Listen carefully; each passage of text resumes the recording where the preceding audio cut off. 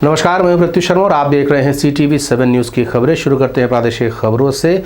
मुख्यमंत्री ने आज मीडिया से चर्चा की है और उन्होंने जानकारी दी है कि चिंतन शिविर जिसका आयोजन किया गया था 2 दिनों के लिए, उस नव संकल्प कार्यशाला में क्या क्या निर्णय लिए गए हैं। हमको बता दें कि उदयपुर में राष्ट्रीय स्तर का चिंतन शिविर कांग्रेस द्वारा आयोजित किया गया था और उसमें बहुत से निर्णय पारित किए गए थे, जिनके आधार पर अब राज्यों में और राज्यों के बाद में जिला स्तर पर ये बैठक लेकर के उन निर्णयों पर कैसे अमल किया जाना है, इसकी रणनीति तैयार की जा रही है। आने वाले दिनों में कांग्रेस का एक वृहद पदयात्रा का भी अभियान है, जिसमें कांग्रेस अपने सिद्धांतों की जानकारी आम लोगों को देगी। साथ ही साथ प्रदेश सरकार द्वारा चलाई जा रही विभिन्न योजनाओं की जानकारी भी दी जाएगी। इन तमाम बातों को लेकर के मीडिया से आज मुख्यमंत्री भूपेश बघेल ने चर्चा की। उदयपुर नव चिंतन शिविर में जो निष्कर्ष निकले थे उसको क्रियान्वित करने के लिए प्रत्येक राज्य में 2 दिवसीय संकल्प शिविर का आयोजन करने का निर्देश था। उसी कड़ी में छत्तीसगढ़ में प्रदेश कांग्रेस कमेटी के द्वारा 2 दिवसीय संकल्प शिविर का आयोजन किया गया और उसमें जो AICC के निर्देश है उसे किस प्रकार से क्रियान्वित करना है और उस दिशा में 2 दिन तक के चिंतन भी हुआ है और चिंतन मनन के बाद अब पदयात्रा भी करना है। कांग्रेस के जो सिद्धांत है उसको लेकर जनता के बीच में जाना है और साथ ही सरकार की जो उपलब्धियां हैं उसे आम जनता के बीच में जाना है, जिसमें पदयात्राएं भी की जाएगी। विधानसभा स्तर पे, जिला स्तर पे, प्रदेश स्तर पे सब पदयात्राएं आयोजित की जाएगी, जिसकी जानकारी अलग से आपको दे दी जाएगी। स्वर्गीय पूर्णानंद साहू को मरणोपरांत राष्ट्रपति के हाथों शौर्य चक्र प्राप्त हुआ है। उनके परिवार के सदस्यों ने इस शौर्य चक्र को ग्रहण किया है। उसके बाद वो जब राजधानी रायपुर पहुंचे तो जोशीला स्वागत उनका हुआ है। उन्होंने मीडिया से चर्चा करते हुए कहा कि उन्हें इस बात का दुख तो है कि उनके परिवार का एक सदस्य उनके साथ नहीं है, पर इस बात की खुशी भी है कि उन्होंने अपने राष्ट्र के लिए आहुति दी है। भैया का पोस्टिंग जगदलपुर करणपुर में था, 204 कोबरा बटालियन में। उनकी ड्यूटी बीजापुर में था, गांव ईरापल्ली, थाना पामेड़ पे। ये घटना उनके 9 फरवरी को लोग सर्चिंग के लिए गए और ये घटना 10 तारीख को हुई है। फिर हमको ये शौर्य चक्र की बात हम 26 जनवरी को पता चला 2022 में। उनके ऑफिस 204 कोबरा बटालियन से कमांडेंट ऑफिसर का कॉल आया कि आपके भाई को मरणोपरांत शौर्य चक्र मिलेगा। जी, उन्होंने काफ़ी जिस तरह से अपने शौर्य का परिचय दिया था, लोहा लिया था माओवादियों से। कितना गर्व है आपको अपने भाई को? उसका कोई शब्द नहीं है, इतना ही गर्व है हमको, बहुत ही ज़्यादा। जी, परिचय दे दो। जी, अनीसा साहू शहीद की माता की। इधर अंबिकापुर में हसदेव अरण्य को बचाने के लिए आम लोग भी एकजुट होने लगे हैं। शहर के प्रमुख चौराहे पे ये लोग एक दूसरे का हाथ पकड़ के किनारे में खड़े हुए हैं और ये लोग इस बात का विरोध कर रहे हैं कि जो लाखों पेड़ काटे जाएंगे उन्हें तत्काल रोका जाए। हसदेव अरण्य को लेकर के उन्होंने यहाँ तक आरोप लगाया कि जब भारतीय जनता पार्टी की सरकार थी उस दौरान कांग्रेस के राष्ट्रीय नेता तक इस बात का विरोध जाहिर कर चुके हैं कि पेड़ों की कटाई नहीं होना चाहिए, और अब जब उनकी सरकार इस प्रदेश में है बावजूद इसके पेड़ों की कटाई के लेकर के राज्य सरकार ने अभी तक अपना कोई भी रुख क्लियर नहीं किया है। उन्होंने मीडिया से चर्चा करते हुए प्रदेश सरकार पर गंभीर आरोप लगाए हैं।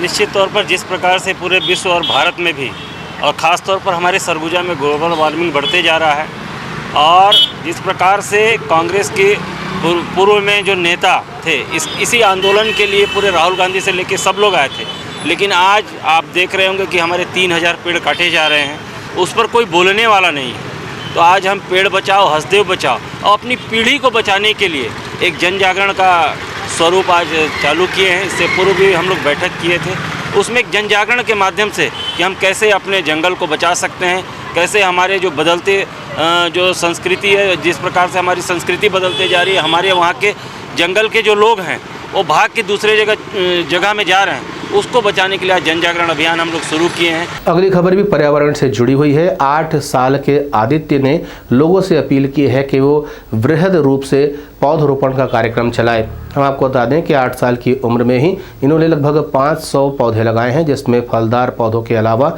नीम और आदि कई औषधीय वृक्ष भी शामिल हैं।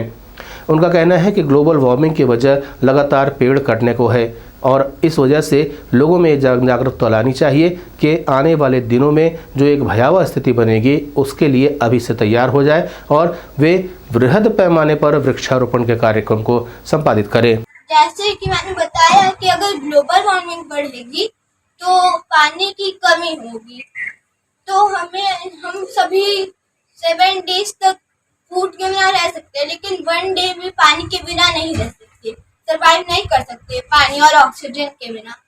तो हमें ट्रीज कट नहीं करने हैं और पानी की ज़्यादा वेस्टेज नहीं करनी है। छत्तीसगढ़ संयुक्त अनियमित कर्मचारी संघ के द्वारा धरना प्रदर्शन दिया जा रहा है। यह धरना दिया जा रहा है बूढ़ा तालाब के पास में धरना स्थल में। अपनी 5 सूत्रीय मांगों को लेकर के ये लगातार प्रदर्शन कर रहे हैं। इन्होंने राज्य सरकार से गुहार लगाई है कि इन्हें नियमित किया जाए। सरकार के साथ इनकी बातचीत चल रही है। हम आपको बता दें कि 5 सूत्रीय मांगों में पहली मांग जो इनकी रखी गई है वो नियमित करने की मांग है। इसके अलावा छटनी पर रोक लगाने की मांग भी इनके द्वारा की जा रही है।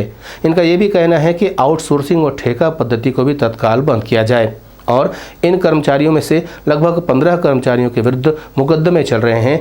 विभाग के द्वारा जो ये चलाए जा रहे हैं उसे भी तत्काल वापस लिया जाए। इन्होंने मीडिया से चर्चा करते हुए अपनी मांगें बताई है। छत्तीसगढ़ संयुक्त अनियमित कर्मचारी महासंघ अपने 5 सूत्री मांग को लेकर आज चेतावनी सभा का आयोजन किया है। आपको अवगत करा दूं कि हमारी जो 5 सूत्री मांग है, जिसमें मुख्य रूप से नियमितीकरण है और जो हमारे साथी जो निकाले गए हैं उनकी बहाली है। तीसरा में हमारे जो अंशकालिक साथी हैं उसका पूर्णकालीन हम चाहते हैं और चौथा में जो हमारे आउटसोर्सिंग के या फिर ठेका कर्मचारी है उनके हम विभाग में संयोजन चाहते हैं। इसी पर 5 हमारा मांग है कि जो हमारे जो 14 साथी है जिस पर कोर्ट केस अभी लंबित है, हम चाहते हैं सरकार इनको वापस ले। इन सब मुद्दों को लेकर के आज हम यहाँ पर एक चेतावनी सभा का आयोजन किए हैं। इधर कृषि स्नातकों का भी धरना जोर शोर से चल रहा है। उनका कहना है कि राज्य सरकार ने अपने संकल्प पत्र में इनकी मांगों को तत्काल पूरा करने की बात कही थी, लेकिन अभी तक इस दिशा में कोई भी काम नहीं किया गया है। धरना प्रदर्शन के दौरान इन्होंने राज्य सरकार के खिलाफ जमकर नारेबाजी की और उसके बाद में उन्होंने ये भी कहा कि अगर समय रहते इनकी मांगें पूरी नहीं होंगी तो आने वाले दिनों में ये आंदोलन को उग्र रूप देंगे। लेकिन हम चाहते हैं कि जो हमारे माननीय मुख्यमंत्री जी हैं, जो एक जो कृषि विभाग की जो बुनियादी संरचना है ग्रामीण कृषि विस्तार अधिकारी की, आप उनके बलबूते पे लगातार राष्ट्रीय स्तर पे अंतर्राष्ट्रीय स्तर पे पुरस्कृत होते आ रहे हैं, लेकिन जो अपने ही कर्मचारी हैं जिनके बदौलत आपको ख्याति मिल रही है, जो आपको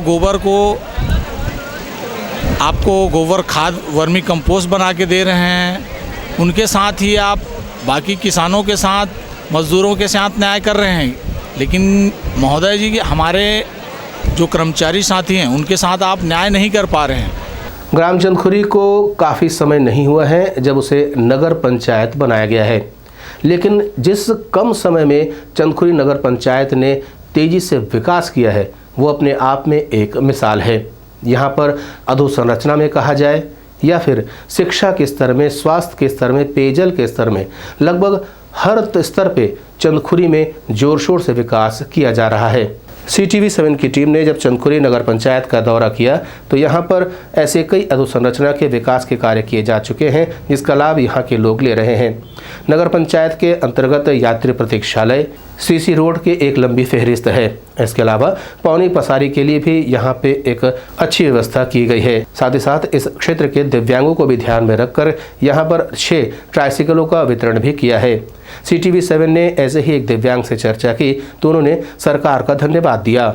यह बैटरी चलित ट्राइसिकल मुझे शिव डहरिया माननीय मुख्य नगरीय प्रशासन मंत्री जी ने दिया है। इससे पहले मेरे पास और था, वो कंडम हो चुका था। उसके बाद मैंने आवेदन दिया वही साल भर पहले आवेदन दिया था, तो अभी 4 महीने हुआ इसको मिला। इससे मेरे को बहुत आसान हुआ आना जाना। हम आपको बता दें कि चंदखुरी नगर पंचायत के अंतर्गत ही कौशल्या माता मंदिर है, जिसके विकास को लेकर के राज्य सरकार कृत संकल्पित है और यहाँ पर सीसी रोड आदि कई तरीकों से राज्य सरकार विकास कर रही है। चंदखुरी नगर पंचायत के अध्यक्ष रविशंकर धीवर ने बताया कि जब चंदखुरी मात्र एक ग्राम था तब यहाँ पर वो विकास नहीं हो पा रहा था जो उनकी सोच में था, लेकिन अब विकास काफ़ी तेज़ गति से हो रहा है और चंदखुरी वासी इससे काफ़ी खुश हैं। विकास का कार्य ग्राम पंचायत में उतना नहीं होता था। यहाँ के गली नाली सड़क जो एक गांव में मूलभूत सुविधा होना चाहिए था उससे बहुत अछूता था वो। और मैं देखा कि पहली बार मैं सरपंच बना तो मेरे को ऐसा लगा कि इतना सारा काम है तो ग्राम पंचायत में संभव नहीं है बिल्कुल। स्थिति बहुत ख़राब थी उस समय। तो नगर पंचायत बनाने का जो था वो तो सोचे तो नहीं थे कि नगर पंचायत को बनाना पड़ेगा या सब कुछ प्रोसीजर आएगा।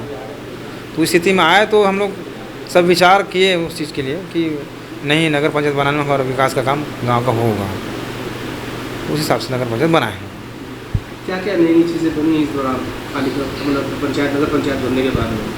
हाँ, इसमें सबसे बड़ी बात तो ये है कि जो मूलभूत जो सुविधा है जैसे पानी का सुविधा है, नाली का सुविधा है, सीसी रोड का सुविधा है, ये समूचे रूप से पूरा काम चल रहा है। उसमें बहुत सारे नाली और रोड बन चुका है। CTV7 की खबरों में फिलहाल इतना ही। नए नए समाचारों के साथ आपसे फिर होगी मुलाकात।